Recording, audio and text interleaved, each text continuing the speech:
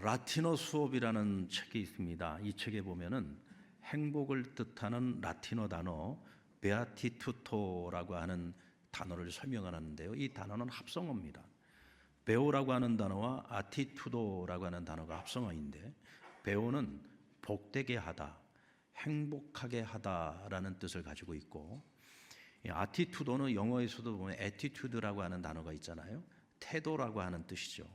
태도나 자세, 마음가짐을 의미하는 단어입니다. 이 두 단어가 합쳐져서 행복, 베아티투도라고 하는 단어인데, 결국은 행복이라고 하는 것은 어떤 상황, 어떤 환경의 지배를 받는 것이 아니고, 똑같은 상황, 똑같은 환경을 보더라도 그것을 대하는 그 사람의 마음과 태도에 행복의 여부가 달려 있다는 거예요.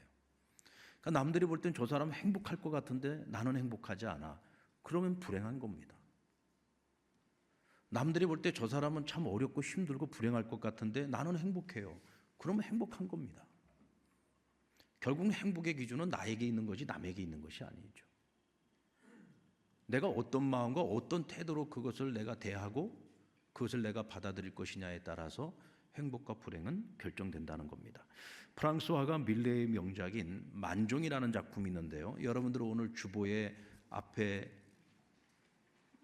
주보 앞면을 보시면 거기에 만종 그림이 나와 있습니다. 제가 오늘 영상으로 안 보여드리는 거는 눈으로 가까이에서 더 좀 살펴보라고 제가 일부러 이렇게 주보에다가 이 그림을, 제가 그린 건 아닙니다. 그 작가 밀레가 그린 그림인데요. 여러분들 보다시피 그 농부 부부가 하루 종일 일을 하고서 저녁 시간에 해가 저물어 가는 시간에 정말 경건한 마음으로 하나님께 기도하고 있는 모습을 지금 그리고 있습니다. 그러니까 밀레는 이 그림을 통해서 우리에게 행복의 조건이 뭐냐, 이게 세 가지 메시지를 우리에게 주고 있는데, 그 첫 번째는 노동의 신성함에 대해서 이야기를 하고 있습니다.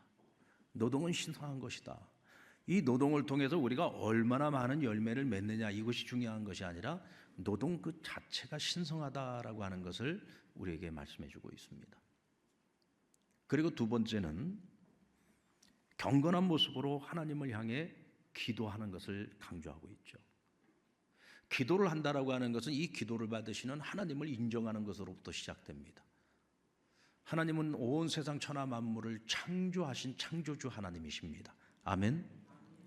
그 하나님은 역사를 주관하고 계십니다. 그렇게 광대하신 하나님이시면서도 오늘 우리 개개인 한 사람 한 사람을 알고 계시고 오늘 우리 한 사람 한 사람의 인생에 관여하시는 하나님이십니다. 그래서 우리는 그 하나님을 나의 아버지로 인정을 하며 하나님께 우리의 어려움과 우리의 필요와 그리고 우리의 연약함들을 내려놓고 하나님께 간구합니다. 그래서 하나님을 경외하는 자의 경건한 기도 생활, 이것이 우리가 행복한 삶을 살아가는데 필요한 조건이라는 거죠. 그리고 또 한 가지는 화목한 가족을 이루는 것입니다. 화목한 가족. 내가 속해 있는 공동체, 그것이 가족일 수도 있고 직장과 일터일 수도 있고 아니면 여러분들이 친한 친구들과의 어떤 관계일 수도 있고 교회 안에서는 교우들과의 관계일 수도 있습니다. 어떤 공동체가 됐든 특별히 그것이 가족이라고 한다면 그 가족 구성원들이 서로 하나가 되고 서로 사랑하고 화평을 이루며 화목한 가족을 이루고 화목한 공동체를 이루는 것이 우리의 행복의 가장 중요한 요소가 된다는 거죠. 그러니까 이 세 가지 조건을 우리가 충족시킬 수 있을 때 행복할 수 있다라고 이야기를 하는데요.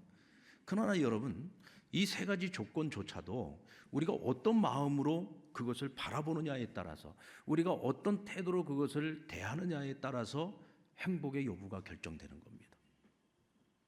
내가 하나님을 어떻게 대할 것인가? 노동을 내가 어떻게 대할 것인가? 내가 직장에 나가서 일주일 내내 일할 때에 내가 하고 있는 그 일을 어떤 마음의 자세와 태도로 대할 것이냐에 따라서 행복할 수도 있고 불행할 수도 있는 거죠. 가족을 대하는 나의 태도가 그저 가족이라는 것이 하나의 나에게 무거운 짐으로만 여겨진다면 어찌 그게 행복할 수 있겠습니까? 어떤 마음의 자세와 태도를 가지고서 이 세 가지 조건을 보느냐에 따라서 행복과 불행의 여부가 결정될 수 있다는 겁니다. 자, 오늘 본문의 말씀을 보면 아버지와 형을 속인 죄로 오늘 본문의 주인공인 야곱이 아버지 집을 어쩔 수 없이 도망쳐 나오게 됩니다. 그리고 그의 삼촌이 살고 있는 먼 곳 하란 땅까지 도망을 치게 돼요. 그리고 그 집에 들어가서 20년 동안을 일하다가 다시 고향으로 돌아오게 되는데, 이 고향으로 내려오는 가운데 형 에서와 극적인 재회하고 있는 그 장면을 오늘 본문은 기록하고 있습니다. 그는 삼촌 라반의 집에서 14년 동안을 두 아내를 얻기 위해서 뼈 빠지게 일했습니다. 그런데도 소득은 없었습니다. 어찌 보면 그가 14년을 보내고 남은 6년을 보내고 난 후에 20년을 채우고 그가 하나님의 명을 받아 자기 아버지 집으로 돌아오게 될 때 어쩌면 빈손으로 나올 수도 있었어요. 자그마치 삼촌 라반에게 10번이나 속았다 그랬습니다. 그러니까 20년 내내 열심히 뼈 빠지게 일하고도 계속 속아서 자기 손에는 아무런 소득도 없었단 말이죠. 그럼에도 불구하고 하나님께서 그의 인생에 간섭하시고 함께 하심에 20년을 채우고 나올 때에는 4명의 아내와 그리고 11남 1녀의 가장이 되었습니다. 큰 가족을 이루게 되고, 또 그 밑에는 그를 따르는 많은 종들이 있었고요, 큰 부자가 되고 큰 식솔들과 함께 금이 환양을 하게 된 겁니다. 하나님의 은혜였습니다. 자, 그런데 고향으로 돌아오고 있는 이 야곱의 마음이 어떠했을까를 오늘 같이 생각을 해보려고 합니다. 자, 빈손으로 떠났다가, 그것도 도망자였는데 이제 큰 대가족을 이루게 되었고 큰 부자가 되어 고향으로 금이 환양합니다. 여러분들 그 마음이 설레겠습니까? 기쁘겠습니까? 아니면 두렵고 염려가 되고 답답하겠습니까? 자, 오늘 이 귀한 길을 살펴보게 되면은요, 그가 얼마나 불안해하고 두려움에 떨고 있는지를 알 수가 있어요. 아니, 고향으로 이렇게 큰 성공을 거두어서 돌아오면 당연히 기뻐해야 되는데 전혀 그 발걸음이 기쁘지 않은 거예요. 전혀 행복하지 않은 겁니다. 그는 돌아오는 길에 세일산에 거주하고 있는 형 에서에게 먼저 사신들을 보냈습니다. 그리고 많은 재물을 가지고 형 에서에게 가게 했어요. 그리고 자신들이 섬기고 있는 주인 야곱의 마음을 에서에게 가서 전합니다. 형 에서에게 우리의 주인 야곱은 은혜 받기를 원하고 있습니다 하고 야곱의 마음을 전하게 했어요. 미리 사전에 두 사람의 만남을 준비한 거죠. 그리고 에서가 소식을 듣고 장정 400명을 이끌고 달려오고 있다는 소식을 들었을 때 야곱은 심히 두렵고 답답하였다고 했습니다. 그리고 하나님께 기도합니다. 창세기 32장 11절 말씀 우리 같이 한번 읽어보겠습니다. 시작. 내가 주께 간구하오니 내 형의 손에서 에서의 손에서 나를 건져내시옵소서. 내가 그를 두려워함은 그가 와서 나와 내 처자들을 칠까 겁이 나기 때문이니이다. 자신의 심정을 두렵고 겁이 난다고 표현을 하고 있습니다. 그래서 혹시 형이 와서 자신의 가족을 칠까 그것이 두렵다 그랬어요. 그래서 때를 두 때로 나눕니다. 혹시 형이 와서 한 때를 치면 그 사이에 남은 한 때가 도망을 치면 그래도 전체가 다 멸족을 당하는 길은 피할 수 있으니까 나름대로 전략을 세운 거죠. 왜 이렇게까지 했을까요? 아버지 집으로 돌아오고 있는 금이 환영해야 되는 야곱이 왜 이런 두려움에 휩싸이고 이렇게 두려움에 겁을 내고 있는 걸까요? 한마디로 말하면 죄 때문입니다. 아버지에게 지은 죄가 있고 형에게 지은 죄가 있는데 이 죄의 문제를 해결하지 못했어요. 관계성을 해결하지 못한 겁니다.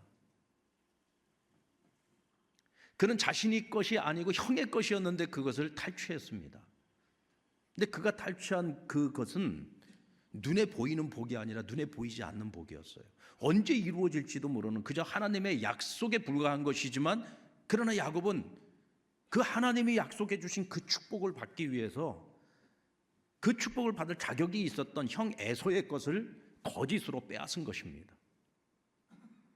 그러나 형 에서는 이것이 눈에 보이는 복이 아니기 때문에 영적인 복이고 언제 받을지도 모르는, 언제 이루어질지도 모르는 그런 복이었기 때문에 그것을 소중하게 여기질 않았어요. 하나님 보실 때에는 야곱이 옳았을까요? 에서가 옳았을까요?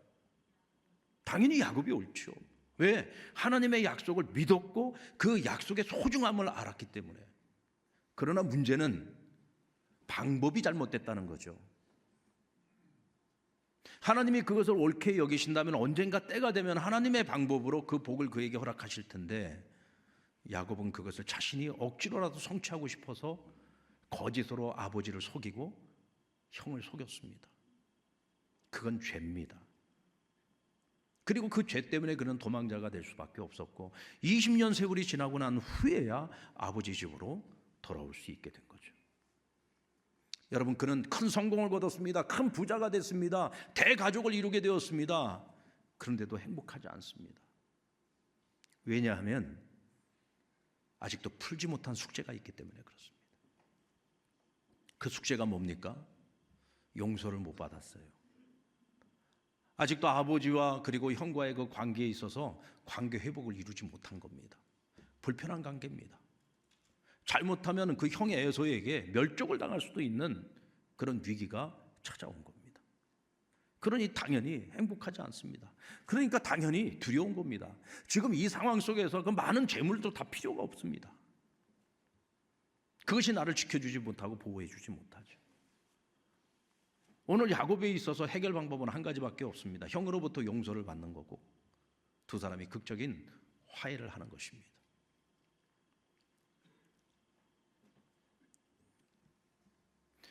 진정한 행복은 관계의 회복으로부터 시작된다는 것을 여러분 믿으시기 바랍니다. 인류의 불행의 역사가 어떻게 시작되었습니까? 아담과 하와가 하나님 앞에 불순종함으로 죄가 들어옵니다. 이 죄의 결과가 뭐였어요? 모든 관계가 다 깨어진 거 아닙니까? 하나님과의 관계가 깨어지고 사람과 사람 사이의 관계가 깨어지고 하나님이 지으신 이 창조 세계와의 관계가 다 깨져버리고 말았잖아요. 그것이 여러분 인류의 불행의 역사의 시작입니다. 왜 하나님께서 자신이 가장 아끼시는 독생자 예수 그리스도 이 땅에 보내셔서 우리의 대속 제물이 되게 하셨습니까? 우리 죄 문제 해결하려고 그러신 거거든요. 왜 그러면 하나님이 나서서 그렇게까지 죄의 문제를 해결해 주시려고 애를 쓰신 겁니까? 죄의 문제가 해결되지 않으면 관계 회복이 안 된단 말이죠.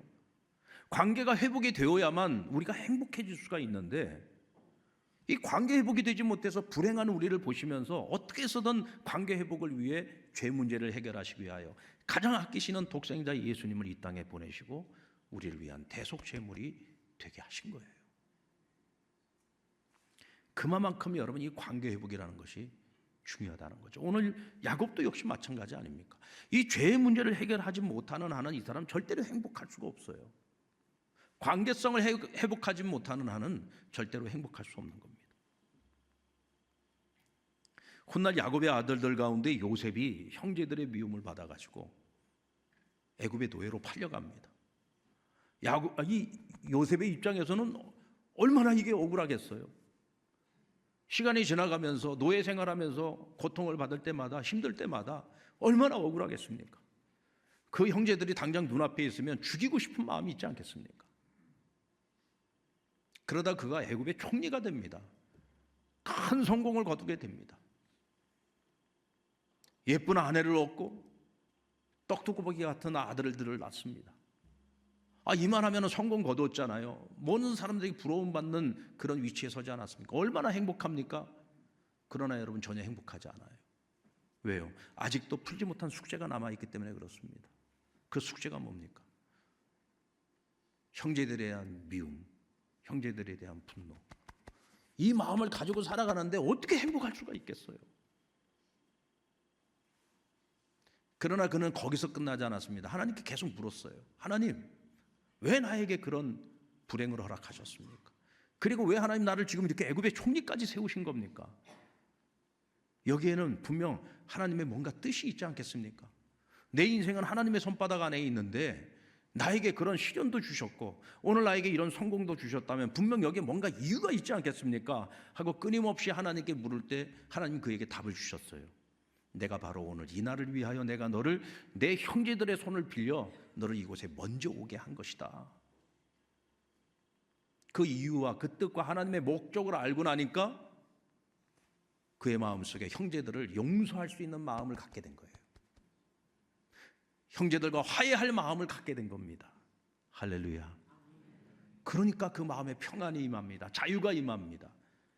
그리고 지금 내게 주어진 이 모든 것들을 행복으로 받아들일 수 있고 행복을 누릴 수 있게 된 거죠. 용서와 화해, 화평의 문제는 인간의 행복에 있어서 가장 첫 번째 조건이라는 사실을 여러분 아셔야 됩니다.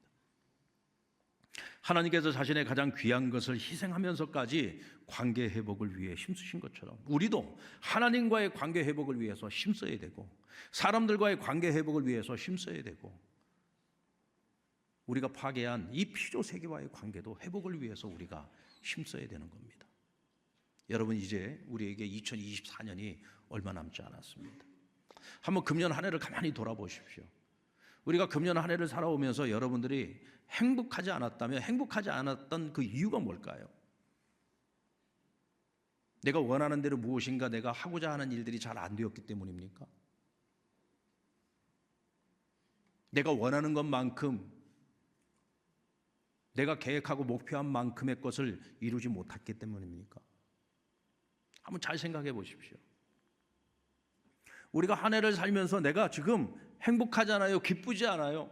뭔가 여전히 풀지 못한 숙제가 있는 것 같아요.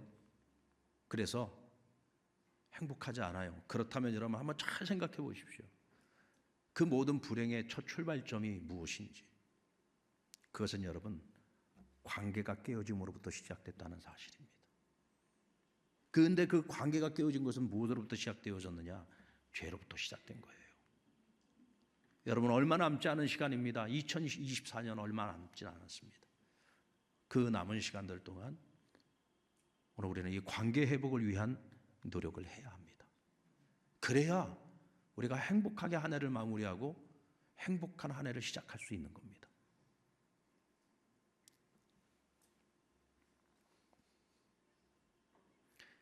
여러분, 야곱은 이 관계 회복을 위해서 기도만 했던 것이 아닙니다. 이 관계 회복을 위해서 그는 먼저 자신이 할 수 있는 역량 안에서 형 에서와의 화해를 위해 최선을 다했어요. 먼저 사신을 보내지 않았습니까? 그리고 자신의 마음을 형 에서에게 먼저 알렸습니다. 그리고 그냥 알린 것이 아니라 많은 재물들, 짐승들을 딸려 보냈습니다. 선물로 보낸 거죠. 어떻게 해서든 내가 할 수 있는 한 내 역량 안에서 최대한 형 에서의 마음을 만지고자 노력을 했던 거죠. 그럼에도 불구하고 혹이라도 불상사가 생겼을 때는 가장으로서 내 가정을 지켜야 되니까 그런 전략을 세웠던 겁니다. 어떤 분들은 그렇게 얘기합니다. 아니, 하나님 앞에 모든 걸 맡기고 기도했으면 하나님께서 하시기까지 가만히 기다려야지 왜 또 그런 잔머리를 굴리느냐고, 왜 또 그런 장꾀를 내느냐고. 아니죠, 여러분. 만약에 기도를 하지 않고 그런 전략만 세우고 모략과 술수만 앞세웠다고 한다면 그건 문제가 있는 겁니다. 그런데 여러분, 그것만 문제가 있는 것이 아니라 기도만 하고 있는 것도 문제예요. 기도만 하고 있는 것도. 분명 우리는 어떤 문제를 해결함에 있어서는 내가 해야 할 일이 있고 하나님이 해야 할 일이 있는 거예요.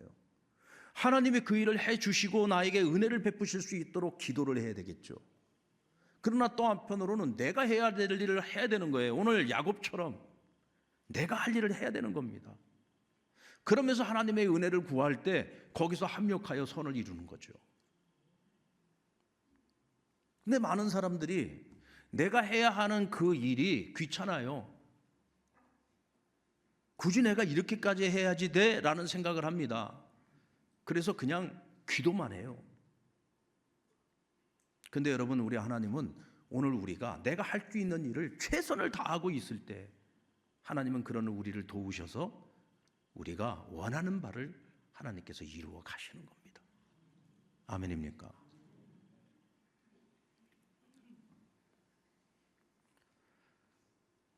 야곱은 라반의 집에서 14년 동안 일하는 동안 소득이 별로 없었어요.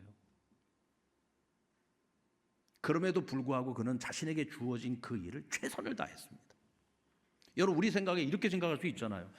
라반한테는 맨날 속고 있어요. 그러면은 그에게 주어진 그 일을 할 때 여러분 대충 할 수도 있지 않겠습니까? 왜? 이거 죽으라고 일해봐야 이거 내 것도 아니에요. 남의 거예요. 근데 내가 뭐 하려고 그렇게 열심히 일을 해야지 돼? 그냥 대충 건성건성할 수 있어요.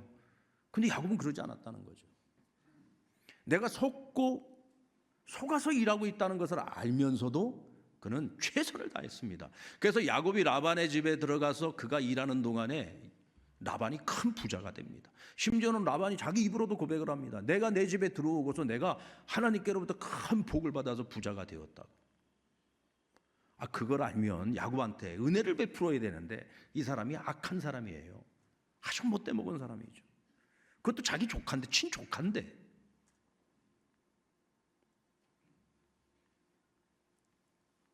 여러분, 야곱은 기본적으로 노동의 신성함을 아는 사람이에요. 노동의 신성함. 내가 하고 있는 이 일이 정말 소중한 일이라고 하는 확신이 있어요. 그것을 통해서 얻어지는 수익이 전부 다 내 것이 되지는 않지만 그러나 이 일 자체가 소중한 거예요.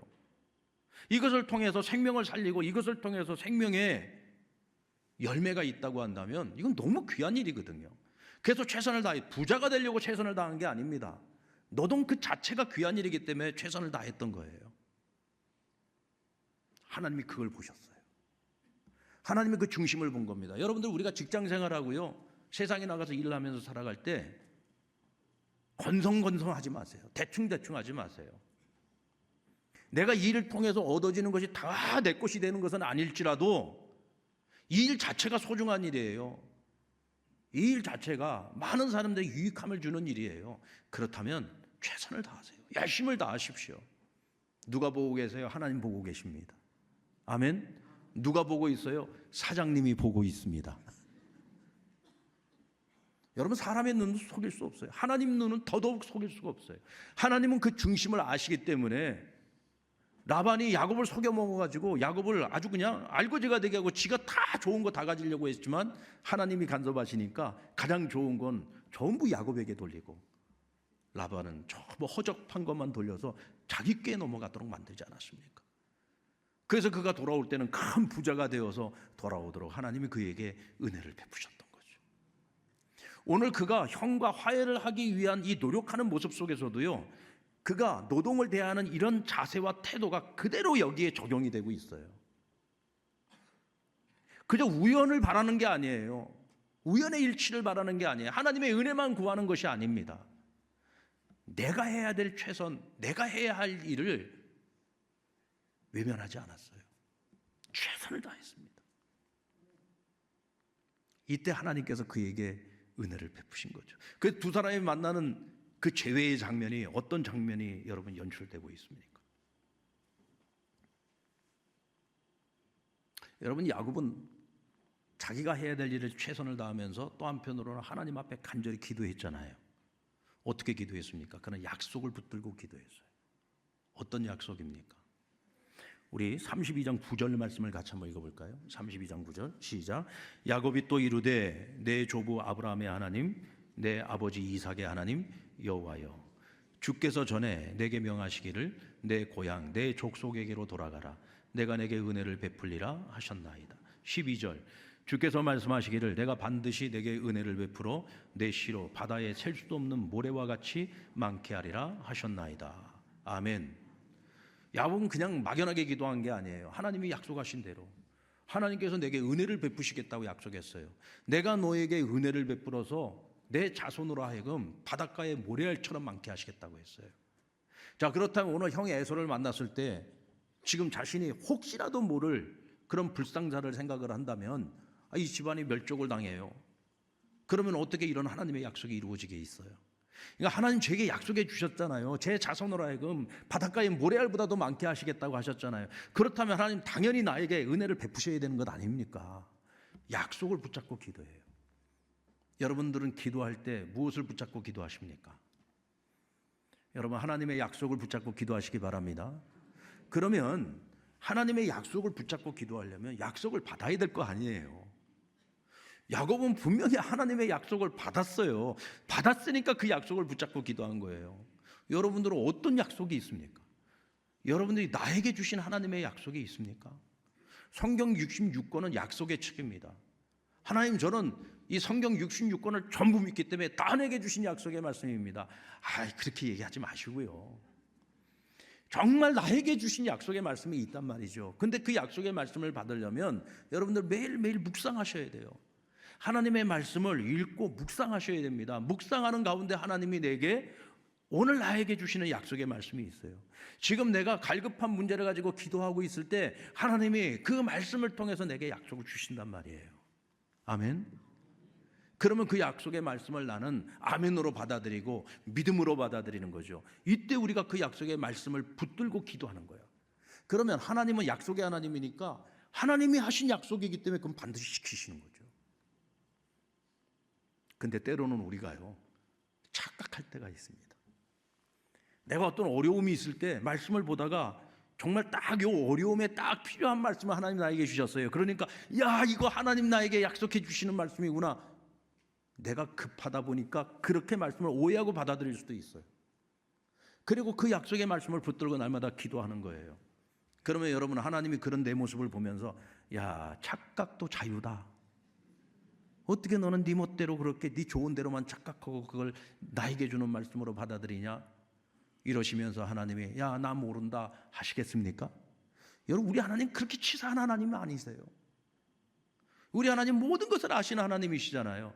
근데 하나님이 보시는, 가장 집중적으로 보시는 것은 뭐냐면 믿음이에요.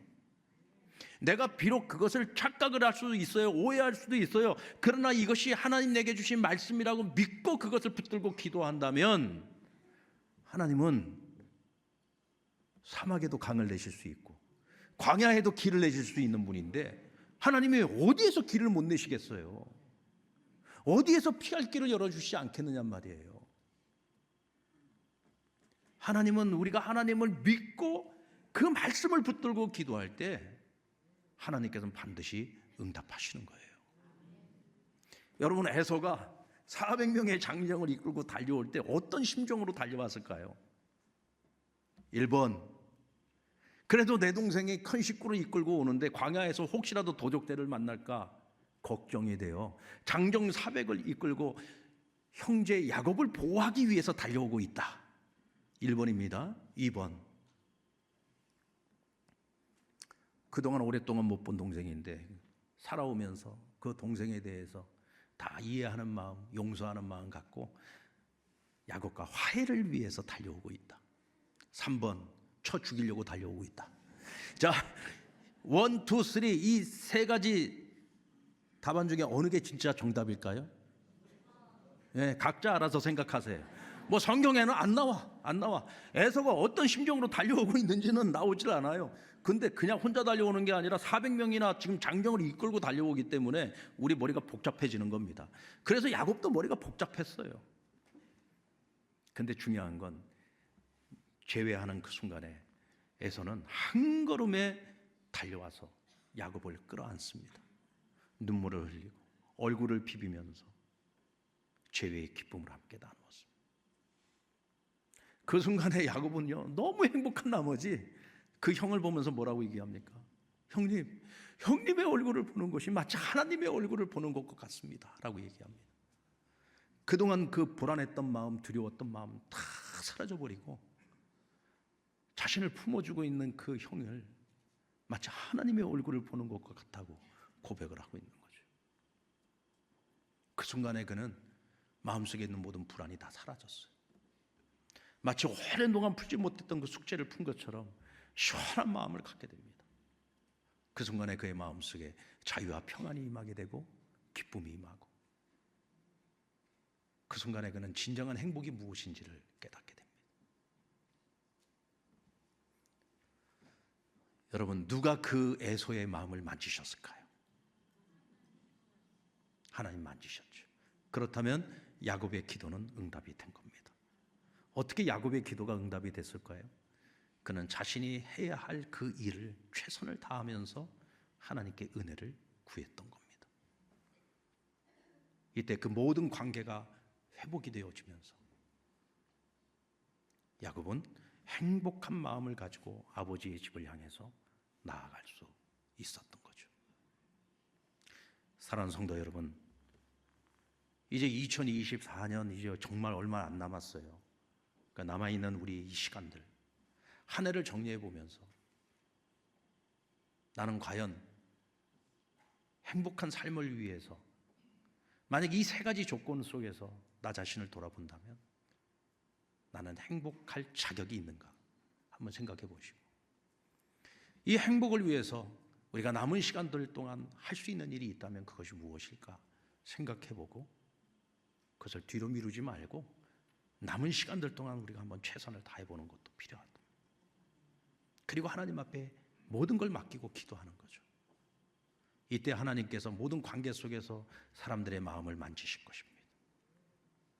하나님과의 관계도 더욱더 회복될 것이고, 또 우리가 파괴한 이 자연 환경과의 관계 속에 여러분 이제 골든타임 얼마 남지 않은 시간들이잖아요.